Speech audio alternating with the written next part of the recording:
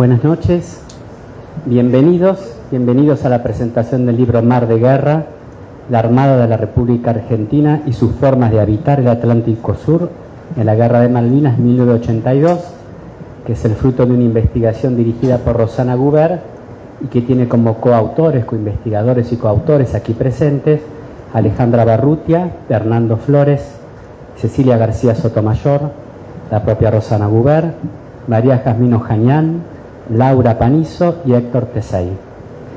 Yo soy Andrés Telesca, el director de la editorial que cobija este libro, y quiero agradecerles de verdad y especialmente su presencia aquí, porque nunca es fácil, por más motivación que haya, y tenemos la sala llena. Y también especialmente a vos, Rosana, por haber confiado en la editorial y a todo el equipo, ¿no?, que nos secundó en este proyecto, que permite ahora sacar a luz una obra a mi criterio extraordinaria, que darán a ustedes también juzgarlos, y espero que esto que presenciaremos aquí sea el aperitivo de lo que está aquí adentro, porque nunca el tiempo alcanza para expresar tantos años de trabajo, ¿no?, y tan genialmente expresado aquí. Realmente es una obra fascinante. Yo los dejo ahora con la palabra de Panizo, que además serás vos la primera, ¿no? Muy bien, adelante entonces. ¿Qué podemos hacer nosotros que solo escribimos después de la violencia y cortamos de tajo la hora para sacarle jugo? Entremos con la palabra a la guerra para poder volver. Y si de volver se trata, hemos vuelto a la presencialidad y hemos vuelto a la Feria del Libro. Y ustedes habrán visto muchas imágenes cartográficas de las Islas Malvinas.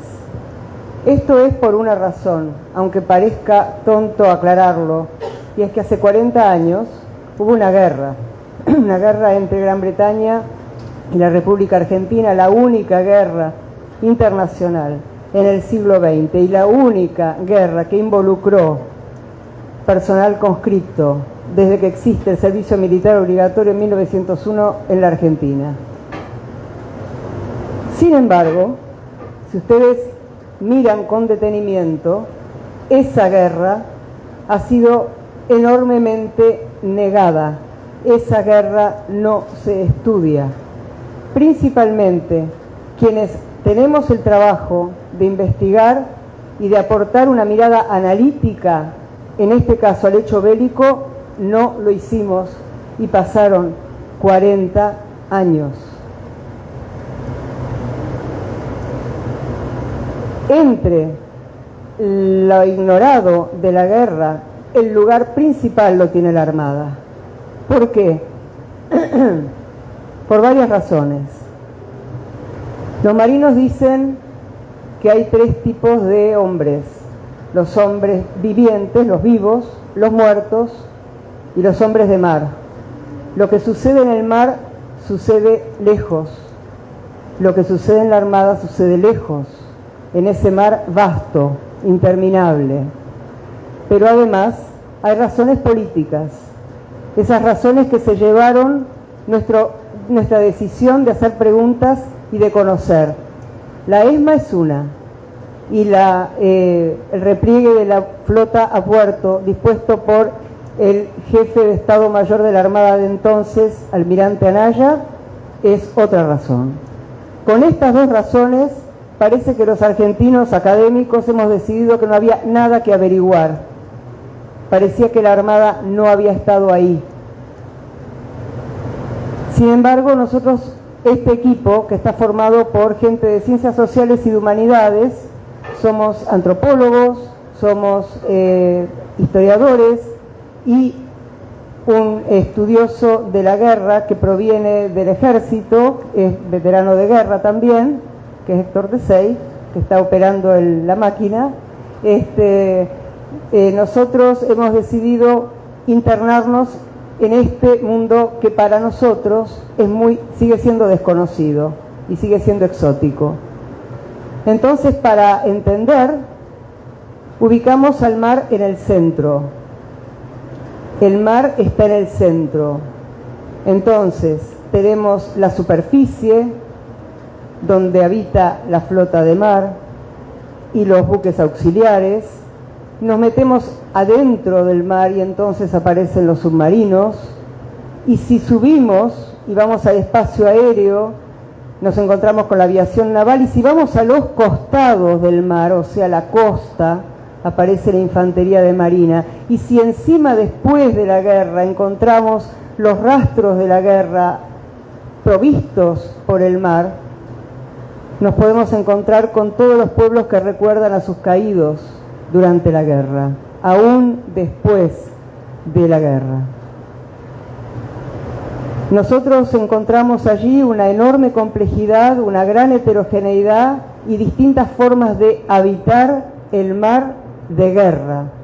Fue el mar que contuvo a quienes estaban adiestrados para hacer la guerra en el mar, son los que verdaderamente entienden de mar y además son los que también tuvieron que adaptarse a las condiciones, a las características propias de la guerra, que siempre presenta sorpresas. Entonces, para empezar esta presentación, vamos a empezar por abajo. Vamos a empezar por quienes hacen posible la Armada, con Jazmín Ohanian, la vida suboficial en un mar de guerra. Buenas noches. Yo empecé desde abajo y empecé esta investigación desde mi pleno sentido común, que creo que van a sentirse identificados en 4 aspectos por lo menos. El primero, que los militares son todos iguales, porque dependen de una institución. El segundo es que los navales son todos lo mismo, que simplemente pensamos que están en un buque y nada más. El tercero es que el subalterno lo único que hace es obedecer. Y el cuarto es que los veteranos, los combatientes, los soldados son todo lo mismo. Es como si fuese una masa homogénea sin ninguna forma de hacerlos particulares o singularizarlos. Mi investigación fue con los suboficiales de la Armada.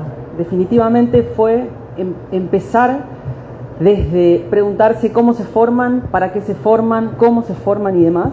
Y eso me llevó en realidad, a ver los programas y los manuales de la ESMA, aquella escuela mecánica de la Armada donde los veteranos, los suboficiales que combatieron en Malvinas se formaron en sus aulas desde lo técnico y el adiestramiento militar para poder hacer la guerra. Pero los manuales no alcanzaron en mi investigación porque se quedaban simplemente ahí. Entonces lo que fue un quiebre para poder pensar cómo vivieron los suboficiales de la Armada la guerra de Malvinas fue una autorización de las autoridades de la Armada para navegar. En la navegación en un buque de guerra en 4 días pude ver en movimiento a esos suboficiales desde el fondo, desde abajo, como dice Rosana, moviendo la máquina, moviendo las turbinas, moviendo todo lo que hace el suboficial de la Armada. Y fue así que entendí que la organización, ¿por qué se dice que el buque es la organización naval por excelencia? Es por todo lo que se necesita para estar en el mar. ¿Qué tiene de particular el mar? ¿Qué tiene de particular el ser suboficial? Primero es el aislamiento, es estar en una cáscara de nuez flotando en un mar gigante. Luego está el destino compartido. En un buque no se zafa uno, ¿sí? Es un destino compartido en todo sentido, en una cuestión laboral que se comparte el destino y aparte es el deseo de volver todos a puerto. El tercero es una responsabilidad, el buque lo mueven todos. Si hay alguien que no cumple su rol, en este caso los suboficiales, su rol técnico, el buque no avanza, el buque no tiene electricidad, el buque no tiene vida. Y son los suboficiales quienes llevan adelante esa tarea. Y luego está el adiestramiento, todo lo que se necesita, en este caso que fue aprendido en las aulas de la ESMA, para poder mover ese buque. Entonces hay muchas particularidades para pensar a los suboficiales de la Armada como no lo homogéneo, sino como algo distintivo que también los diferencia de los suboficiales del Ejército Argentino y de los suboficiales de la Fuerza Aérea.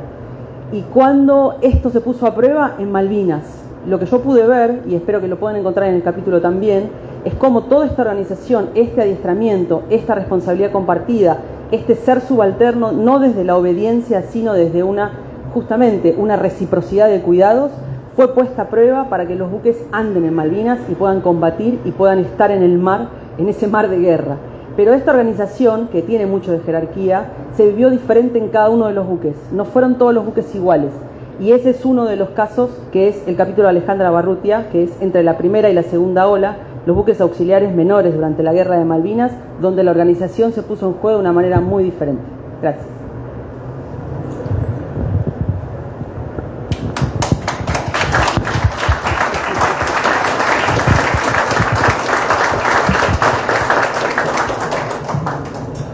Buenas noches a todos.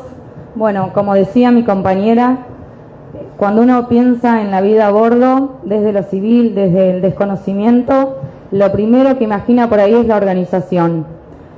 Una organización que se basa en múltiples roles para los cuales los marinos se adiestran en la Armada Argentina. Ahora bien, cuando yo me encontré con las primeras lecturas, las primeras informaciones sobre los 4 buques auxiliares menores en Malvinas, el Forest, el Monzón, el Penélope y el Llewin, encontré que en realidad esa organización no existía, porque se trataba de 4 grupos de hombres formados al azar que habían navegado buques que hasta entonces no pertenecían a la Armada Argentina y por lo tanto eran desconocidos, y que encima carecían de un montón de los elementos que son los que precisamente generan o motivan ese adiestramiento tan particular en los marinos. Entonces la pregunta fue, bueno, ¿cómo hicieron para atravesar la guerra? Y las respuestas me fueron llegando desde las charlas con los oficiales, suboficiales y conscriptos, que me enseñaron que si bien esa organización no existía, pudo construirse a lo largo de los días, porque ellos no partían de la nada absoluta, sino que traían consigo un montón de conocimientos y códigos, normas aprendidos en la institución, que hicieron posible que ellos, a pesar de todas esas limitaciones, se adaptaran y pudieran salir a navegar y volver a puerto, todos juntos y con la misión cumplida. Esa adaptación se hizo principalmente en base a 2 elementos o factores. Por un lado, las relaciones de jerarquía, que para los civiles pueden parecer ejercicios vacíos de autoridad, pero que en un buque, en el mar, significan integración y significan también que los efectivos de mayor antigüedad o experiencia infunden en el resto la confianza necesaria para afrontar las misiones más difíciles. Y por otro lado, el conocimiento del ambiente marino, que en este caso hizo que ellos pudieran relacionarse con los elementos del ambiente y del relieve malvinense para esconderse de las naves británicas y de los aviones enemigos. Por ello siempre navegaron entre la primera y la segunda ola, en sigilosa, y precisamente el sigilo y el silencio fue otra de las herramientas que utilizaron camaradas de estos hombres que habitaron las profundidades del mar, y por eso ahora Hernando Flores les va a hablar de los 3 silencios del Ara San Luis.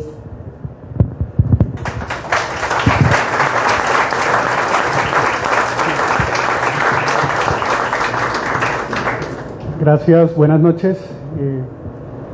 Bueno, mi nombre es está ahí, Fernando Flores.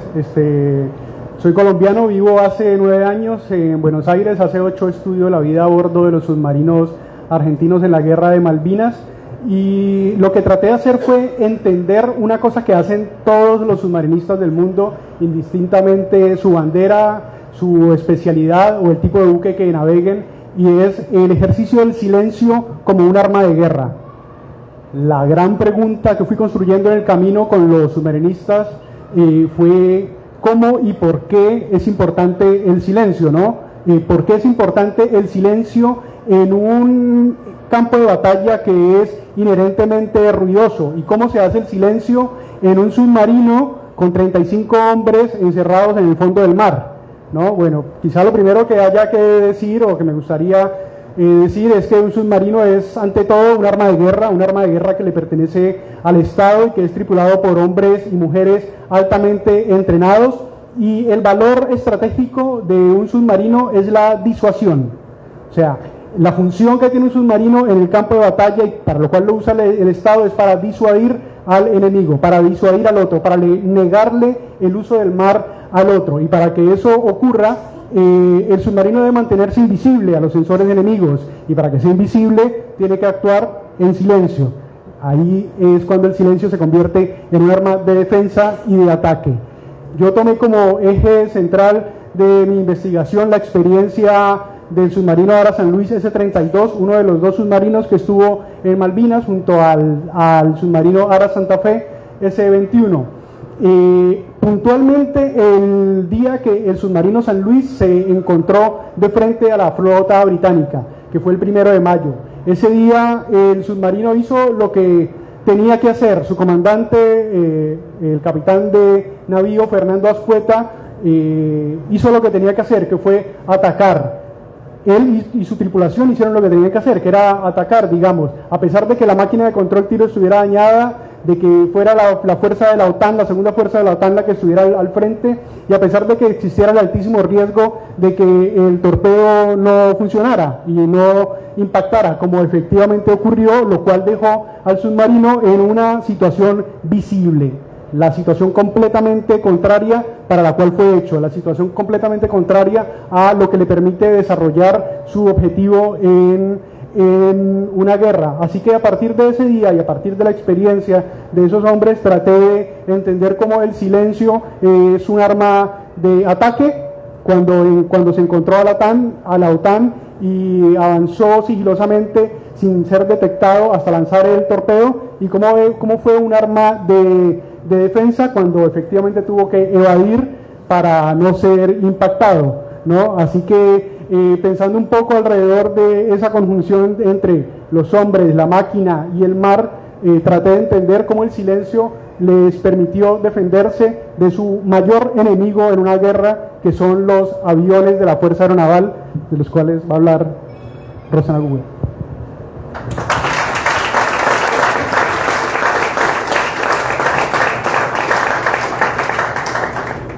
Esos ambientes fueron habitados por distintos tipos de hombres con distintos medios, desde un submarino hasta un buque mayor, buques menores, y está el aire.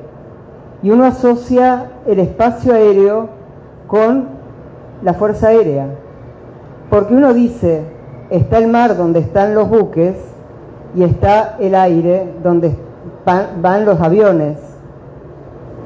Cuando yo hice mi investigación sobre los pilotos de la Fuerza Aérea, pensé, y bueno, voy a trabajar con la aviación naval, total va a ser básicamente lo mismo. Bueno, por supuesto que no era lo mismo y tuve que aprender todo de nuevo. ¿Qué fue lo que tuve que aprender? Lo que tuve que aprender fue que estos pilotos se preparan para navegar un espacio interminable, un espacio que no tiene, que no mira ríos, no hay lagos, no hay montañas y no hay costas, es el mar. Su relación con la Armada, con esa institución tan diversa, es una relación con el mar, mediada por algo. Ese algo es un buque, es el buque principal de la flota, es el portaaviones. La Argentina tenía el portaaviones 25 de mayo, al que sintetizan como POMA, igual que los británicos tenían al Invencible y al Hermes.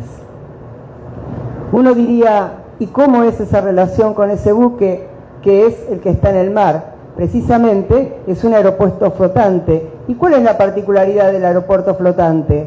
Que flota en el Atlántico Sur. Hay que salir de ahí y sobre todo hay que volver. Y hay que volver y encontrarlo para poder volver. Y además hay que aterrizar. ¿Cómo se aterriza en una pista que es 3 a 4 veces más corta que las pistas en las que aterrizarían en tierra firme? Todo esto aprendí, y aprendí cómo la aviación naval engancha, la aviación naval embarcada engancha, tanto los A4Q de la tercera escuadrilla aeronaval de caza y ataque, como los trackers de la escuadrilla de guerra antisubmarina, que son el reaseguro para que no estén los submarinos.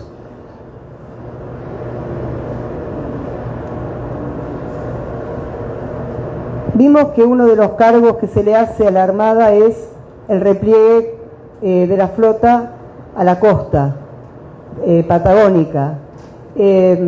Los aviadores navales siguieron operando, el POMA fue a la costa y sin embargo ellos siguieron operando. La pregunta es, ¿la tierra firme para los aviadores navales es verdaderamente tierra firme o puede ser una extensión del portaaviones? Si se trata de ambientes habitados desde donde se hace la guerra, hay otro ambiente que podría ser reclamado por otra fuerza. esa otra fuerza podría ser el ejército. ¿Qué tienen que hacer los navales en la tierra? De esto precisamente se ocupa Héctor Tesey, capitán veterano de guerra de ejército, que se dedica a estudiar la guerra de Malvinas, los bichos de Malvinas.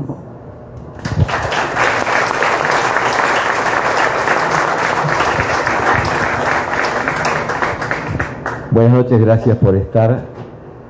Los bichos, la infantería de marina. La doctrina dice que la infantería de marina concreta la proyección del poder naval a una costa hostil. Hasta ahí es lo que la doctrina dice. Este libro dice lo que nosotros y yo particularmente traté de reflejar a partir de lo que aprendí trabajando con los bichos. Lo primero que aprendí tuve que aprender a investigar, y eso lo aprendí de los miembros del equipo. Esta es mi primera investigación importante, así que tuve que aprender primero que nada a investigar. Y como muchos de ellos, que también venían de otra investigación en donde parecía que se conocían otras cosas, yo también dije, los infantes de marina son iguales a nosotros, los troncos, como nos llaman los infantes, a los de ejército. Y la verdad es que no tenemos nada que ver. Eso también lo aprendí. Pero además quise aprender qué hicieron, por qué lo hicieron y cómo lo hicieron, que es un poco el secreto de este capítulo. Además de aprender a entender que no somos iguales, me animé a desarrollar una hipótesis de por qué son bichos, por qué se llaman bichos o bichos verdes, porque la verdad es que ninguno de ellos supo decirme por qué son bichos. Yo creo que sí sé por qué son bichos.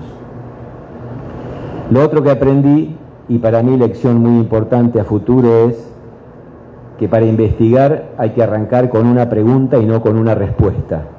Por eso me di cuenta que no éramos iguales. Por eso me di cuenta por qué ellos son bichos y los troncos no somos bichos, somos troncos. Porque si arrancamos con respuesta, que siempre es prejuiciosa, no hace falta investigar, ya tenemos el trabajo hecho. Y lo que también aprendí es que hay que extraer de cada investigación, de cada evento importante como es la guerra y en estos 40 años, que hay que investigar para entender, porque si no investigamos no entendemos, y si no entendemos borramos. Entonces a veces la memoria, como decía Borges, resalta lo más importante, que es el olvido de muchos sucesos, y tenemos que apuntar un poquito más a construir historia a partir de la investigación. Entonces, investigar a los bichos, investigar a la Armada, investigar a las Fuerzas Armadas, investigar la guerra, y a pesar de que los bichos vienen del mar y llegan a la tierra, finalmente vuelven al mar, pero solamente van a volver al mar cuando encuentren el buque madre que los trajo, porque a veces los buques también mueren, y eso nos va a decir Laura.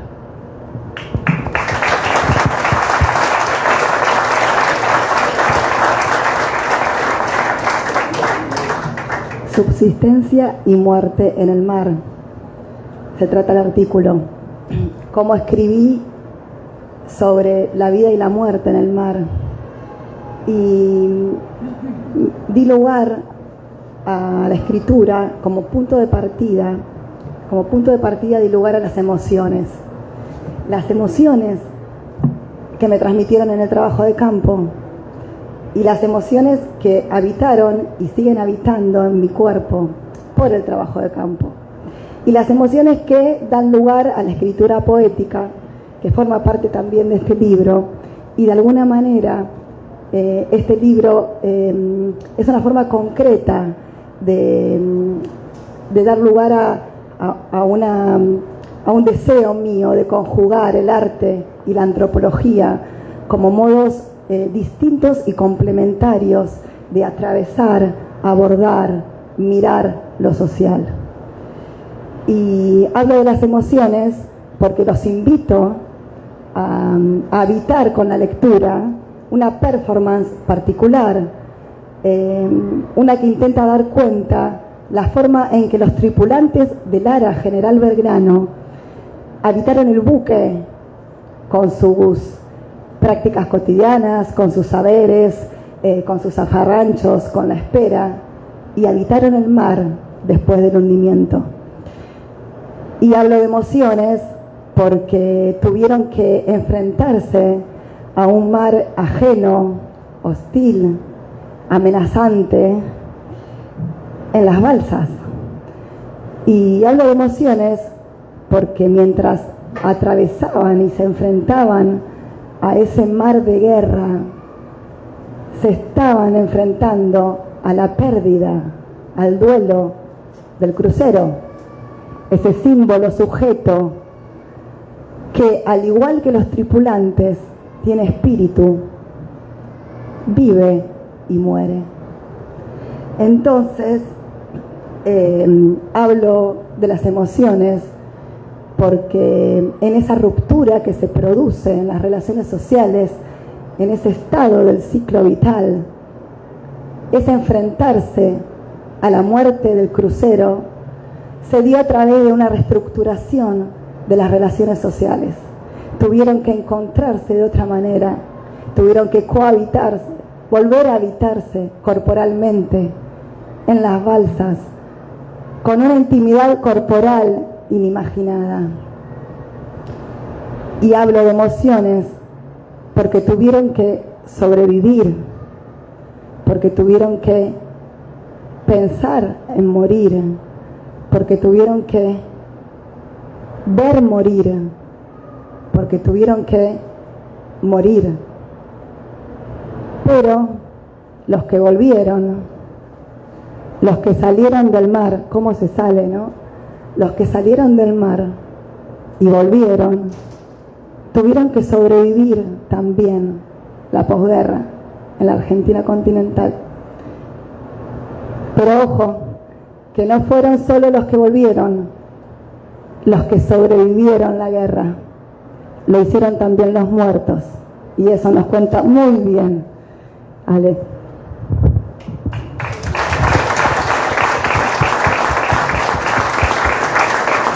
Bueno, ¿cómo les va?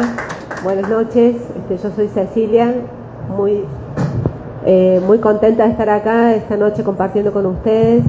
Bueno, mi capítulo es el último, está ubicado en el último capítulo del libro. Se llama La posvida de Daniel Lagos, un héroe del crucero ARA General Belgrano en la reconfiguración del estado de Telén.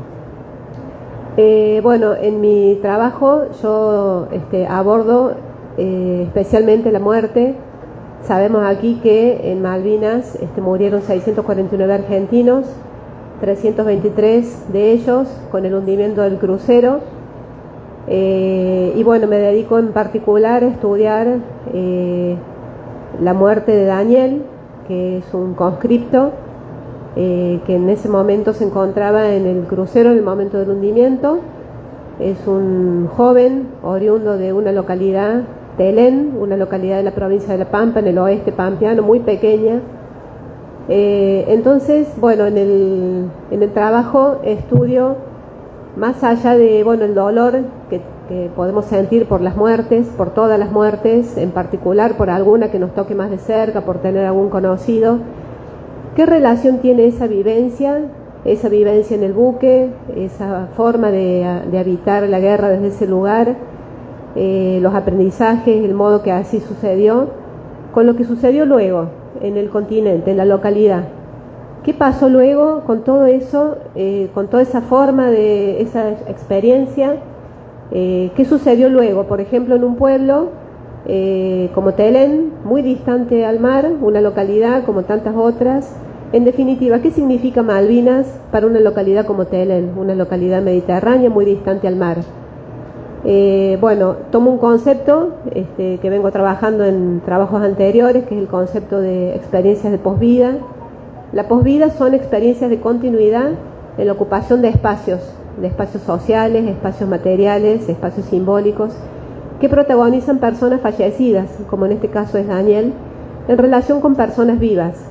personas vivas que son sus familiares, sus congéneres, sus amigos, en este caso otros excombatientes que compartieron con él la vida en el crucero, y que todo eso se expresa en un tiempo presente. No estamos hablando de un recuerdo, como alguien recuerda lo que Daniel fue en algún momento, en otra etapa. Estamos hablando de experiencias en el presente, en donde Daniel es parte de un proyecto político actual en la localidad. Él no es solamente un ex combatiente, un ex soldado, un ex telenense, no es ex, es alguien que en el momento está, y está porque es su héroe, es el héroe de ellos, es un héroe sin capa, como lo llaman en la localidad, forma parte del proyecto político actual que 40 años más tarde de la guerra desarrollan y llevan adelante los telenenses, en este caso, y sería muy interesante poder verlo también en otras localidades, ¿no? Cómo se ha dado en distintos lados del país. Bueno, los invito a que lean y después seguimos conversando, porque me parece que también de esta forma nos conocemos un poco más todas las implicancias de Malvinas como argentinos.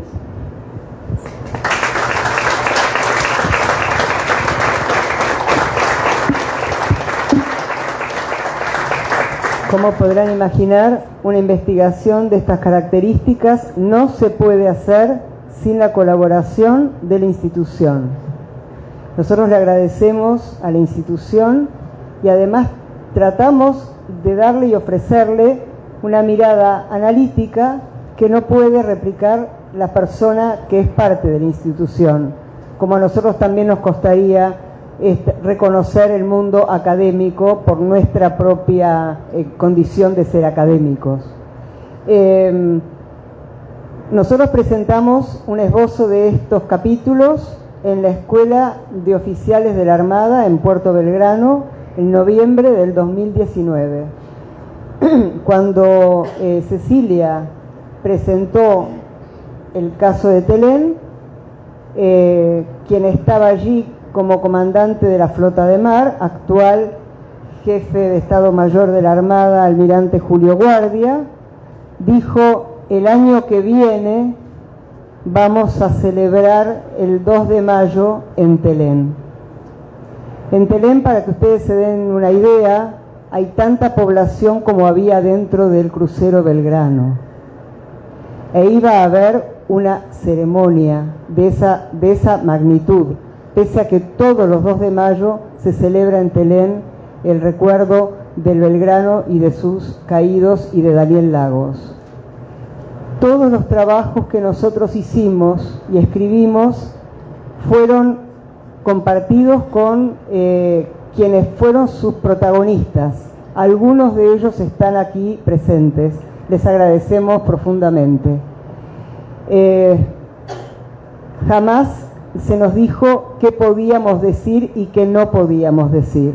Podía haber desacuerdos, pero lo que más hubo fueron correcciones técnicas. Nosotros, los investigadores, no podemos pretender tener un conocimiento técnico de todas estas cuestiones que se aprenden en décadas de experiencia de adiestramiento y de estudio sistemático y sin pausa. De manera que lo que más nos corregían, más allá de la perspectiva que en general se veían reflejados, eran cuestiones técnicas que nosotros estábamos expresando mal y que devaluaban nuestro trabajo. Esto no es una gran declaración de antropología colaborativa ni nada por el estilo, es como nosotros creemos que tenemos que aprender a trabajar, así como si estuviéramos trabajando con productores hortícolas en el Gran Buenos Aires y tenemos que aprender cómo se planta y cómo se cosecha el alcaucil. Exactamente lo mismo y con más giros técnicos. Yo personalmente les agradezco a los integrantes del equipo, a todos, realmente entrañables gracias y muchísimas gracias a Andrés, y quisiera que intercambiáramos pareceres o preguntas o cuestiones que se les puedan ocurrir. Muchas gracias.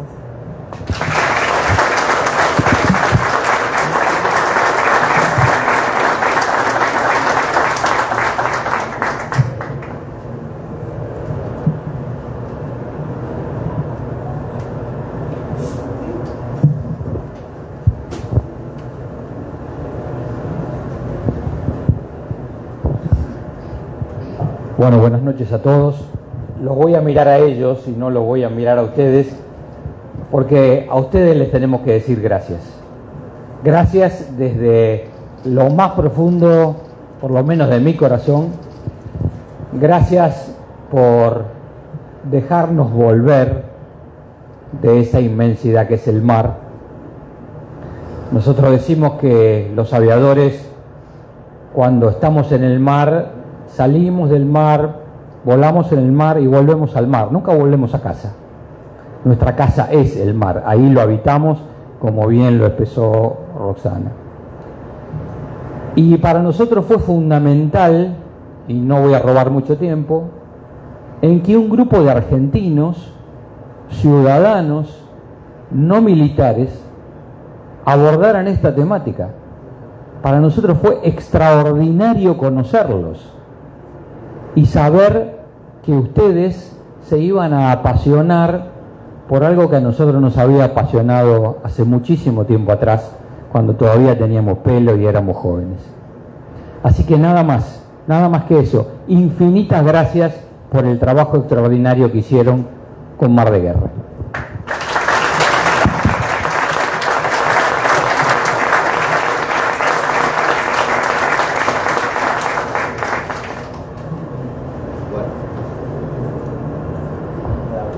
Hola. Bueno, yo principalmente quiero agradecer a todos los presentes y especialmente a Jazmín. Yo estudié para personal subalterno de la Armada, en la Escuela Mecánica de la Armada, y este punto de vista es algo totalmente desconocido y expuesto, porque no se habla de dónde se formaron los suboficiales hoy veteranos de Malvinas de la Armada. Así que, bueno, no soy quien en nombre de nadie, pero en nombre personal quiero agradecer el trabajo de todos y especialmente esta ventana abierta a la historia de una institución centenaria que, sin querer queriendo, formó, digamos, a los que son veteranos de guerra de Malvinas de la Armada. Así que te agradezco personalmente. Gracias. Gracias.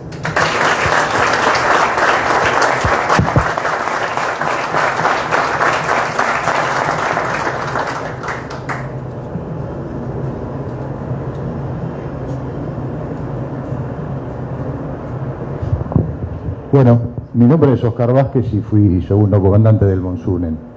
Y bueno, adhiero a las palabras de mi colega que extendió una gratitud infinita por este libro que tuve la oportunidad de leer con anticipación. Y realmente lo que magnifica el libro es justamente el punto que expresó mi compañero, que es haberlo hecho a través de personas que son fuera de la Armada, que investigaron analíticamente el tema y que lo reprodujeron en un texto que es para mí, que soy un coleccionista de libros escritos por mis camaradas, es el mejor libro, uno de los mejores libros de Malvinas que he leído. Así que, muchas gracias.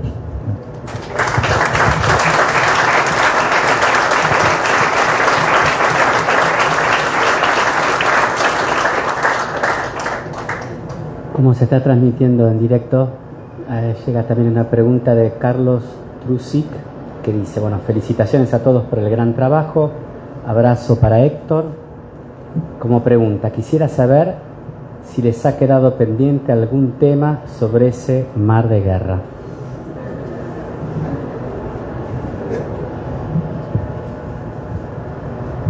Sí, en algunos casos las tesis. Va a haber tesis sobre buques y sobre buques mayores. Quien quiera decir que lo va a hacer, lo dirá.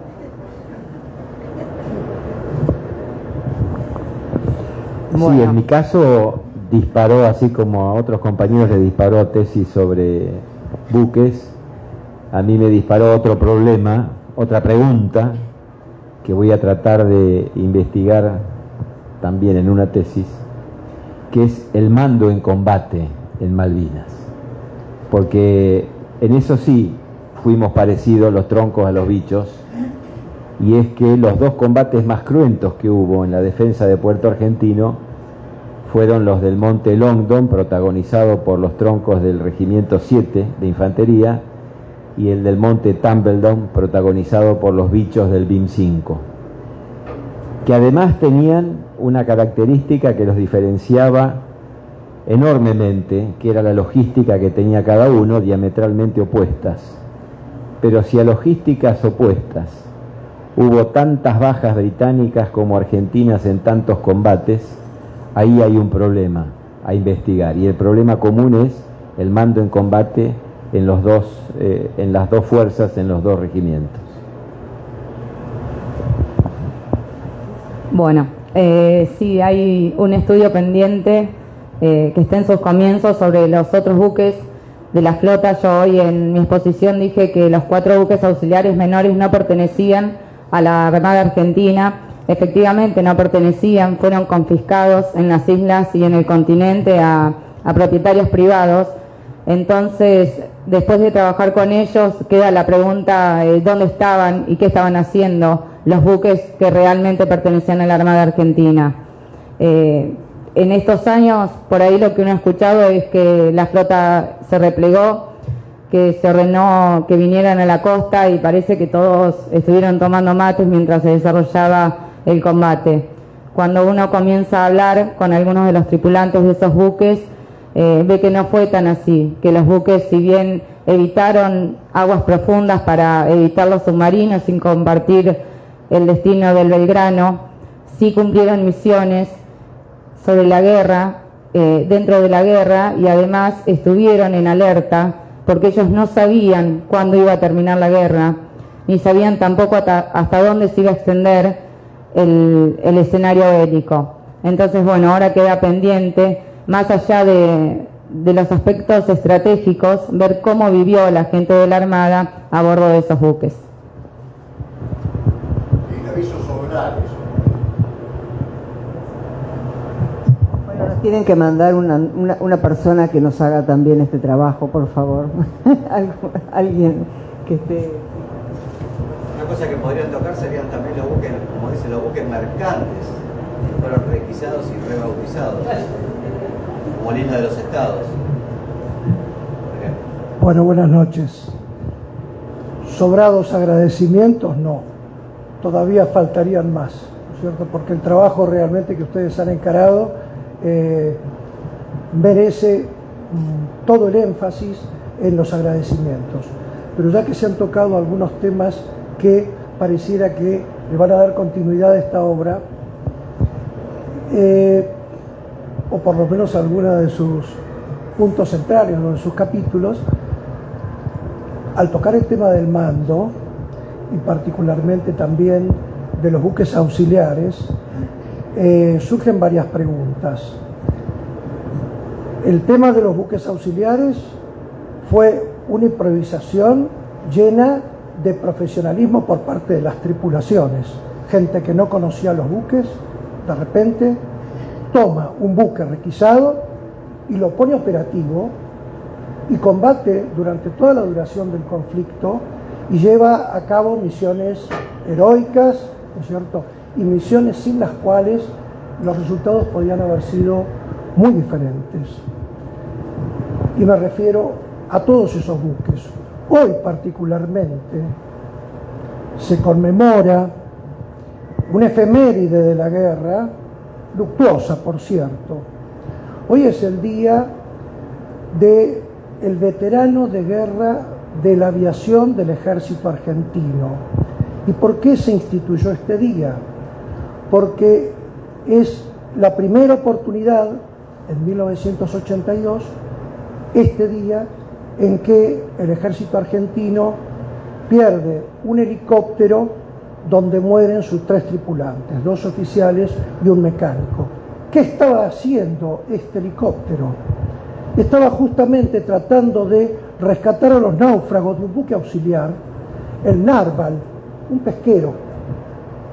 Pero era un pesquero que la Armada había enviado para realizar tareas de inteligencia y de espionaje en alta mar, desde las emisiones electromagnéticas hasta las posiciones de los buques ingleses. La inteligencia británica sabía hasta el nombre y apellido del oficial naval que estaba a bordo de ese pesquero, tripulado por sus tripulantes habituales. De manera tal que, producido el ataque al Narval, en realidad un poco de casualidad, permítanme que me extienda con la anécdota, pero es poco conocida. En realidad, el portaaviones había enviado una sección de Harrier a bombardear a Puerto Argentino y no pueden concretar el bombardeo por la baja visibilidad, había nubes muy bajas. Cuando regresan sin completar la misión, los dos Harrier se encuentran con el Narval y piden autorización para atacarlo porque era un buque pesquero, pero en la nave almirante británica ya sabían que el Narval era un spy ship, era un buque espía. Entonces lo autorizan, lo atacan, primero con bombas, después con una ametralladora las ametralladoras de 30, y los daños hacen que el buque termine naufragando. Muere en el primer ataque un tripulante del Narval y el resto de los tripulantes, cuando el buque se hunde, son rescatados por los propios británicos, que los llevan al portaaviones Invencible, y allí toda la tripulación del Narval sobreviviente, como los británicos habían rescatado también al cuerpo del tripulante fallecido, le hacen un homenaje en alta mar y arrojan su cuerpo a las aguas.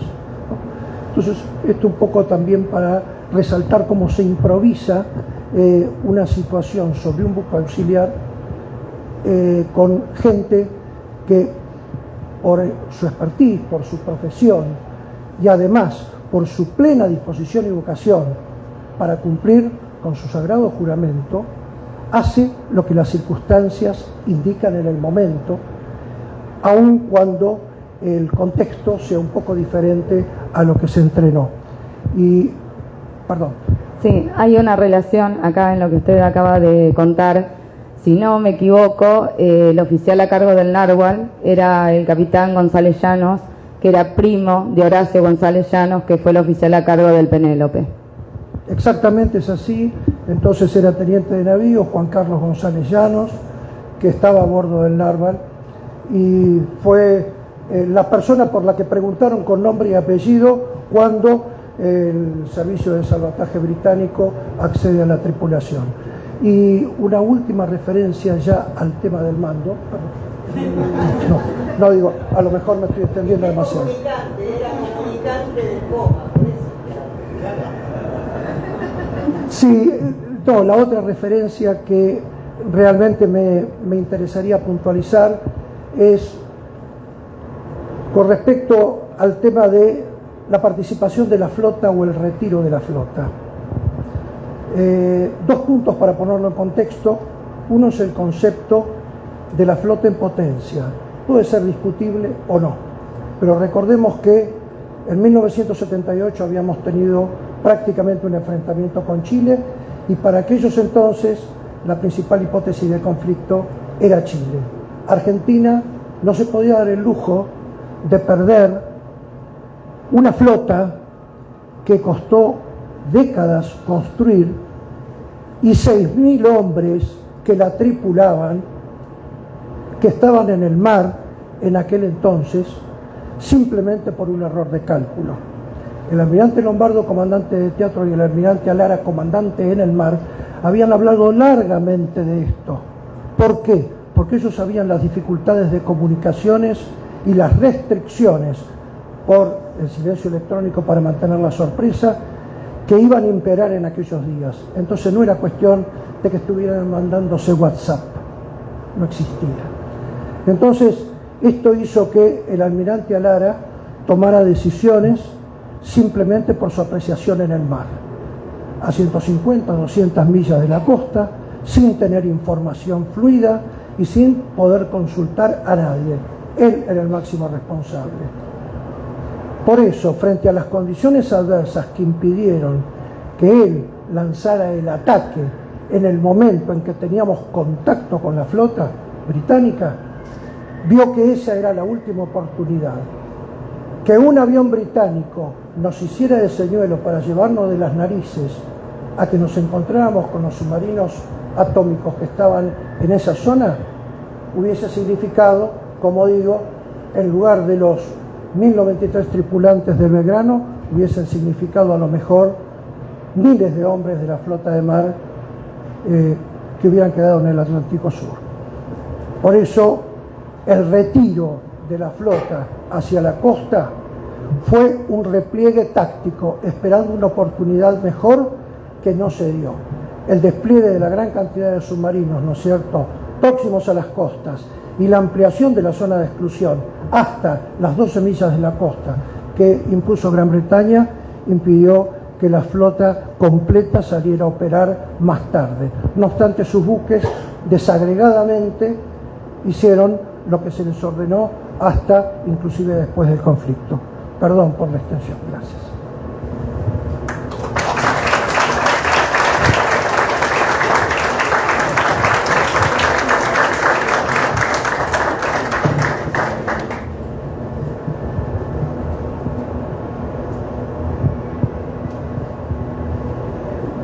¿Alguien más?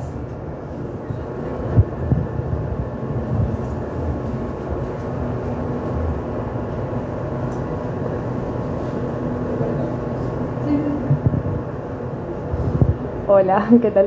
Les quería preguntar como, bueno, no tanto como al futuro, sino como, bueno, ¿cómo fue escribir el libro, como el proceso? ¿Por qué estuvieron tanto tiempo? ¿Por qué este tema sí, este tema no? Como, bueno, ¿cómo fue el proceso? Si tuvieron trabas, como, bueno, esto, ¿cómo fue? Estoy reiterando la pregunta, el proceso de escribir el libro y a ir hablando entre ustedes. Bueno, ya se entendió la pregunta, yo reitero. Yo quisiera sumar algo más a esa pregunta, muy ligado, que es la lectura del libro pone en evidencia la posibilidad, la capacidad de ver desde adentro lo que ocurría, que es lo que normalmente los que no estamos ahí nos resulta imposible conocer, ni siquiera imaginar. De hecho, a mí por momentos me ha dejado choqueado. Fueron situaciones sorprendentes, realmente no lo hubiera imaginado. También me pareció que los textos traslucían momentos muy fuertes de parte de ustedes ante encontrarse ante esas situaciones nuevas, unidos a vivencias tan profundas y muchas veces tan dolorosas, ¿no? Entonces también quisiera sumar esa pregunta, ¿qué significó para ustedes como proceso de transformación personal, más allá del conocimiento académico, encontrarse en ese descubrimiento, en esa experiencia nueva?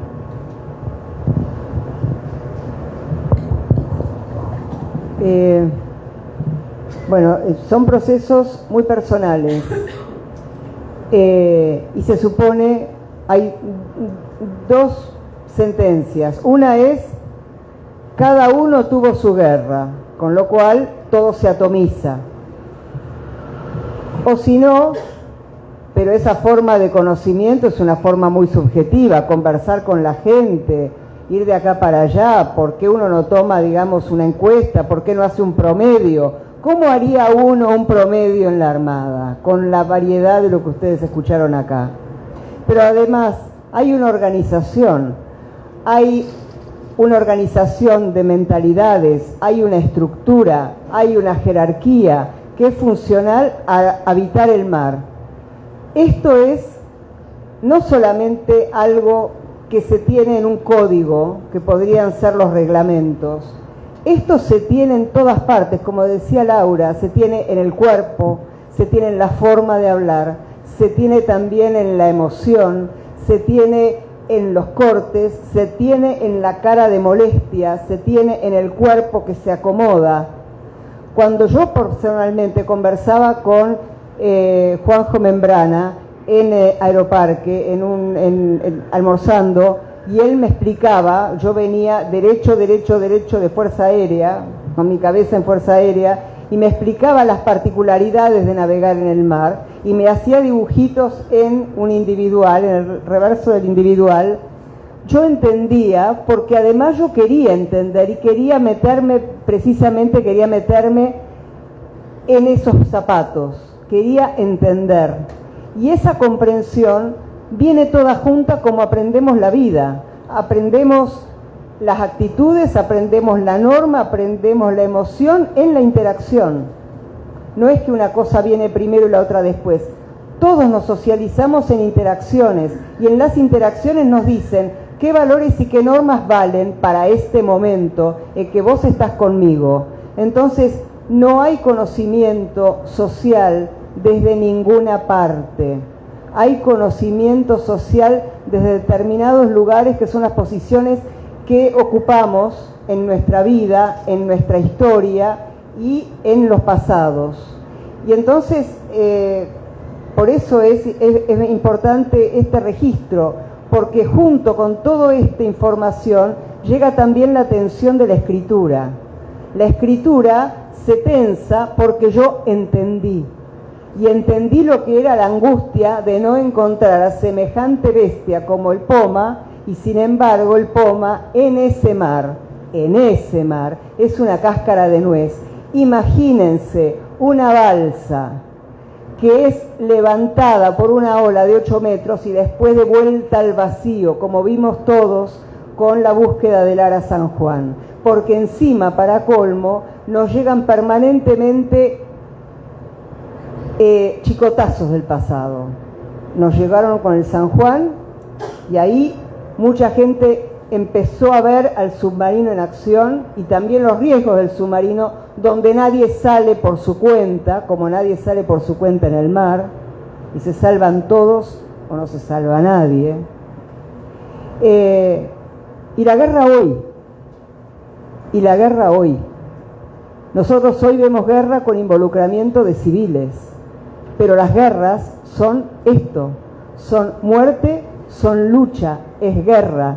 Y tenemos que incorporarlo a la agenda de las ciencias sociales y las humanidades. Ya se terminó la época en que la guerra no existía. Y las guerras, el mundo se comprimió tanto que las guerras nunca son lejos. Los británicos vinieron y el COVID vino de China. Es un mundo demasiado integrado.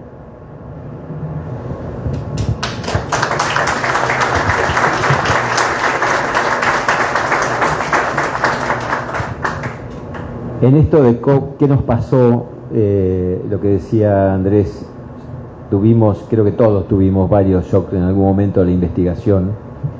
Yo particularmente empecé con los bichos de tierra, que son los del BIM 5, y después empecé a contactar a los bichos anfibios, los del BIM 2, las dos facetas del bicho en la doctrina y en la guerra. Y una anécdota que para mí fue durísima fue tomar contacto con uno de los oficiales que protagonizaron el combate del monte Tumbledown, Manolo Vázquez, a quien yo no conocí en Malvinas, sino que lo conocí en su casa en algún mes del 2016, cuando hicimos nuestro primer viaje a Puerto Belgrano, y él vive cerca. Y me fui, lo llamé por teléfono y me fui a verlo porque quería hablar de ese combate. Pero resulta que en Malvinas nos conocíamos por los indicativos telefónicos, porque la batería que yo comandaba estaba en situación ideal para apoyar el combate del monte Tumbledown a partir de los obuses. La artillería apoya combate de las tropas de primera línea, y yo integraba el circuito telefónico del BIM 5 con el indicativo Gato 10. Entonces Manolo en algún momento escuchó Gato 10 y escuchó que a Gato 10 le impartían una orden de una misión de fuego, y yo recibí la misión de fuego, y desde el centro de dirección de tiro me pedían extrema precisión y justeza en los datos de tiro y en los procedimientos de tiro, porque ese fuego iba a caer sobre la fracción que estaba combatiendo, que necesitaba fuego encima de ellos para poder desprenderse de los británicos, que lo tenían aferrado, se llama en la jerga, cuando uno no se puede ir porque el otro lo tiene aferrado por el fuego. Así que hice fuego sobre Manolo, y él escuchaba que Gato 10 tiraba, y yo escuchaba que esa fracción combatía. La guerra siguió, pasó, y un día lo voy a ver a Manolo, y cuando toco el timbre en su casa, abre la puerta y yo estoy por entrar y me dice: no, párate ahí. Y pensé, ¿qué pasó? Y desde la puerta me dice: ¿vos eras Gato 10? Sí, le dije, yo era Gato 10. Y vino y me abrazó y los dos nos pusimos a llorar. Así nos conocimos.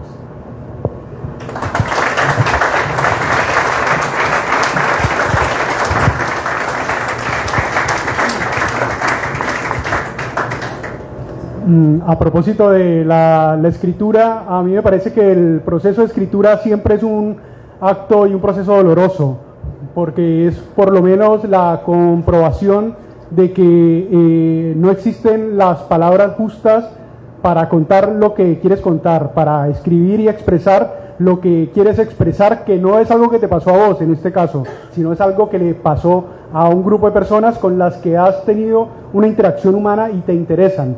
Y más cuando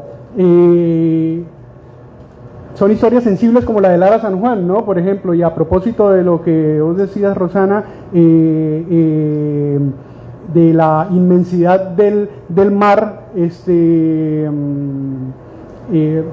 a ver, lo de Lara San Juan fue la muerte de 44 profesionales a bordo en una comunidad de 400, o sea, el 10% de una comunidad fallecida, ¿no? en este siniestro. Y es doloroso también por tener tan cerca la experiencia de duelo de los submarinistas desde el día siguiente en que el submarino había desaparecido. Ellos tenían clarísimo desde el día siguiente que el submarino había sufrido un accidente, porque un submarino que no se comunica después del horario en que usualmente se comunica ha sufrido un accidente, le ha pasado algo gravísimo. No hay forma de que no se comunique, ¿no? A menos que haya ocurrido un siniestro a bordo. Y en medio, bueno, toda la zozobra de la búsqueda en medio del mar, que a eso era a lo que quería apuntar, como en un ambiente que es sumamente abrumador, en un ambiente en el cual el buque de mayor porte de cualquier armada del mundo es ínfimo en relación al tamaño del mar, es decir, la mayor invención naval de la humanidad es ínfima en relación al tamaño y al poder del mar. Y un submarino está hecho para no ser encontrado. Un submarino es sumamente chiquitito, o sea, estamos hablando de 55 metros de promedio de eslora en la inmensidad del Atlántico Sur, ¿no? Entonces, creo que el acto de escribir es doloroso por eso, y creo que en este caso en particular fue sumamente desafiante para mí, porque era como el gran reto de poder combinar el lenguaje narrativo que me habita como periodista con el lenguaje analítico que estaba tratando de aprender con este grupo hermoso al que tuve la enorme fortuna de pertenecer, con la dirección de Rosana, que tuvimos la enorme fortuna de poder trabajar con ella y de recibir sus apreciaciones, y también con la mirada de los submarinistas que permanentemente desafiaban lo que vos escribías y desafiaban lo que vos creías que era de una forma, ¿no?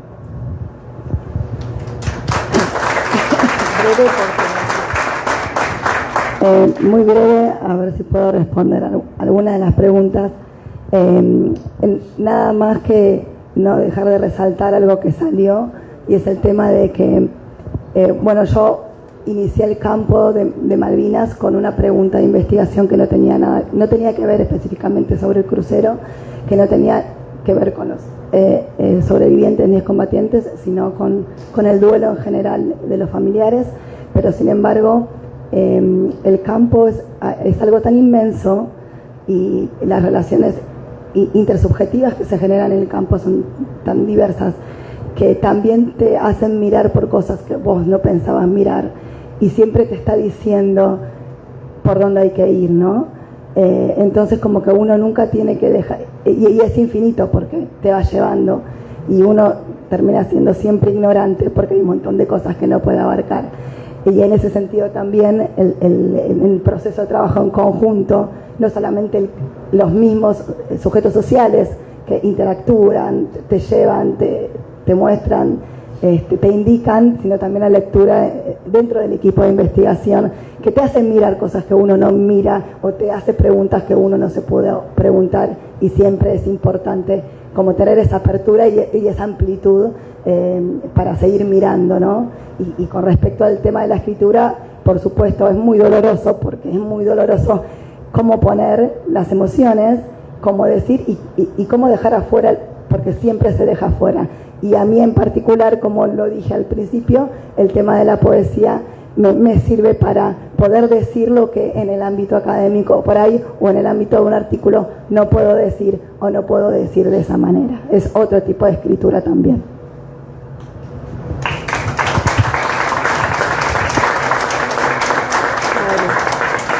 Yo muy breve para contarles también que, bueno, fue largo este proceso, ¿no? Y bueno, pandemia de por medio. La verdad que comentó ya Rosana que cuando presentamos las conclusiones preliminares a fin del 2019, de una manera muy sorpresiva para mí, se generó una situación en la cual un público del cual yo me consideraba muy distante, porque la verdad que yo hago trabajo de campo en Telén, que es una pequeña localidad en el oeste pampeano, y la base naval Puerto Belgrano me resultaba un escenario totalmente inusual, digamos, ¿no? Y sin embargo en ese contexto se generó que al año siguiente el evento nacional iba a ser en Telén. Entonces de repente me pareció tan maravilloso lo que se podía lograr, digo, investigando, comentando, compartiendo, buscando, como de esta pequeña situación de un pueblo tan pequeño, de la humildad de una experiencia tan individual, la cantidad de cosas que se podían movilizar a nivel de procesos nacionales, ¿no? Entonces eso la verdad que fue muy emocionante. Lamentablemente, bueno, se suspendió por la pandemia, pero bueno, ahí estuvo.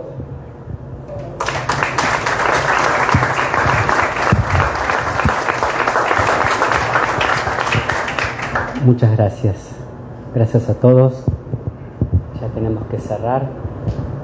No sé si quedó del todo claro un aporte muy original y sustantivo en el libro de Laura Panizo, porque el libro tiene su propia cadencia, ¿no? Una cadencia temática, una cadencia de acercamientos que quedó aquí expresada por cada uno de los investigadores, autores y de algún modo protagonistas también de todo este proceso, porque es un proceso que se inició hace 40 años y evidentemente continúa aún hoy.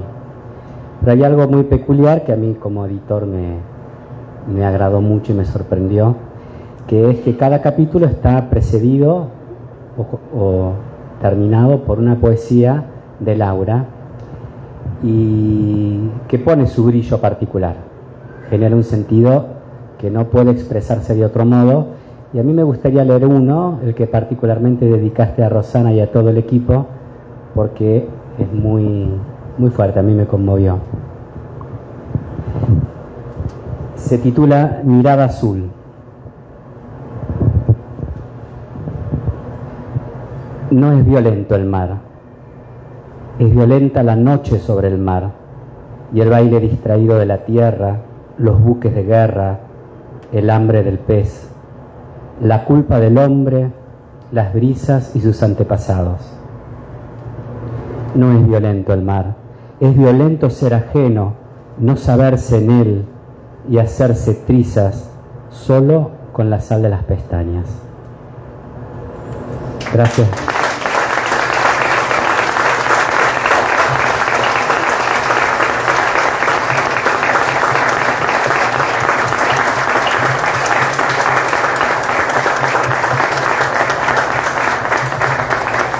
Gracias Laura, Rosana, Héctor, todo el equipo y todos los presentes.